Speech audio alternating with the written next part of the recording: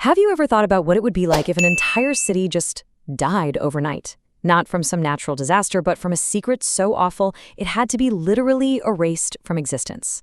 Well, today we're diving into the story of Ravipuram and a brother's 5-year search for the truth that was buried in the ashes.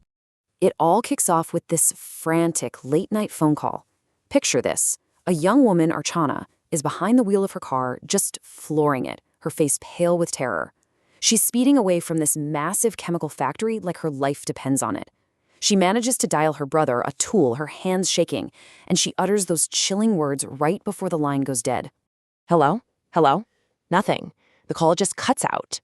And in that same split second, a huge, horrifying shadow looms over her car. Archana slams on the brakes, but it's way, way too late. There's a violent collision, a deafening explosion, and her car is just engulfed in flames. That was it. The last time anyone ever heard from Archana. Okay, so let's fast forward 5 years. We meet our protagonist, Atul, and he is a man who is absolutely haunted. Not just by the official story of how his sister died, but by a nightmare that refuses to let him go. So here's the official story they fed everyone. 5 years ago, the industrial town of Ravipuram had a so-called toxic gas leak at its main factory. They said hundreds of workers died or maybe just disappeared. The government moved in fast, declared the whole area a restricted zone. No one in, no one out. Ravipuram basically became a ghost town. But for Atul, the story just doesn't feel right, and it replays in his head every single night. In this nightmare he keeps having, he's always inside that same dark factory. And then, standing right behind him, is Archana. But it's not the sister he remembers. Her skin is literally rotting, her eyes are decayed, and she pleads with him in this voice full of agony. I'm trapped here, brother. They won't let us go. Free us. He wakes up every time, heart pounding, totally convinced it's more than just a dream. For 5 long years, this has been Atul's private torment. But everything, and I mean everything, is about to change. His personal grief is about to slam head-on into a massive, terrifying conspiracy. And it all starts with the arrival of his 2 friends, Tanya and Gaurav.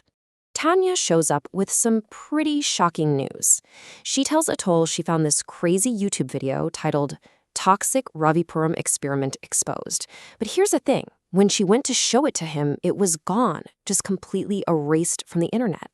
So what on earth did this video claim?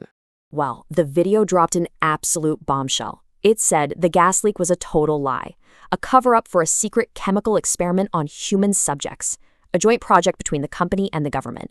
The experiment went horribly wrong, turning its victims not into corpses, but into living zombies. The fact that the video and its creator suddenly vanished, yeah, that just pours gasoline on the fire. Hearing this, it's like a switch flips in Atul's brain. The frantic phone call, the weird official report, his recurring nightmare, it all clicks. This deleted video confirms his absolute deepest fears. So the 3 of them make a pact. Right then and there, they're going to break into the restricted zone and find out what really happened in Ravipuram. So after hours of driving and then hiking through this dense forest to dodge any police patrols, they finally make it to the edge of the ghost town. The air is just heavy and silent and thick with this feeling of dread. And the scene they walk into is just eerie. Ravipuram is frozen in time. You've got clothes still hanging on drying lines, half-eaten meals just rotting on tables. It's like every single person vanished in the middle of a totally ordinary day. As they start exploring an abandoned house, the stench of decay just hits them like a wall. And then suddenly, this terrifying sound echoes through the house.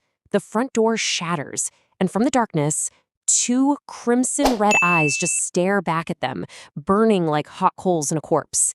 Something is in the house with them. The creature steps into the light, and it is straight out of a nightmare. Its flesh is torn, blood is dripping from its eyes, and it moves with this jerky, unnatural motion. This is not a human. The YouTuber was right. It's a living zombie, and it lunges straight for Tanya. The threat is devastatingly, horribly real. Before Atul and Gaurav can even react, the creature sinks its teeth right into Tanya's neck. They try to fight it, but it has this insane, inhuman strength and just tosses them aside like they're nothing. Tanya's screams fade, and just like that, one of them is gone. As the creature lets out this horrifying shriek, it's answered by dozens more from all over the city. Oh no, they're not alone. An army of zombies is closing in. Their only possible hope for shelter is the one place where this all started. That factory, looming in the distance. They burst into the factory and find this absolutely gruesome scene. Piles of burnt bodies, the supposed victims of that explosion. But as they're trying to catch their breath, something horrifying starts to happen. A finger on a charred corpse twitches. A head jerks up. And then one by one, the dead bodies begin to stir, their dead eyes opening. This factory isn't a graveyard, it's a nest. Just as this horde of burnt zombies starts to rise, a familiar voice cuts through the chaos. "Come here, or they will drink your blood!" It's Archana. She's alive. They follow her voice to a safe corner of the factory, and she steps out of the shadows. It's her. But she looks exactly like that twisted, terrifying figure from Atul's dreams. Archana, who is now a zombie herself, but is somehow clinging to her humanity, finally tells them the whole horrifying truth.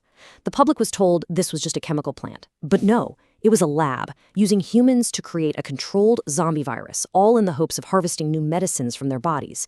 The experiment failed, spectacularly. The zombies turned on their creators, and the infection just exploded.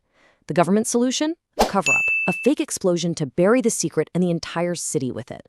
Archana explains that she was bitten right after her car crash. She's been starving herself to resist the urge for blood, just waiting for Atul.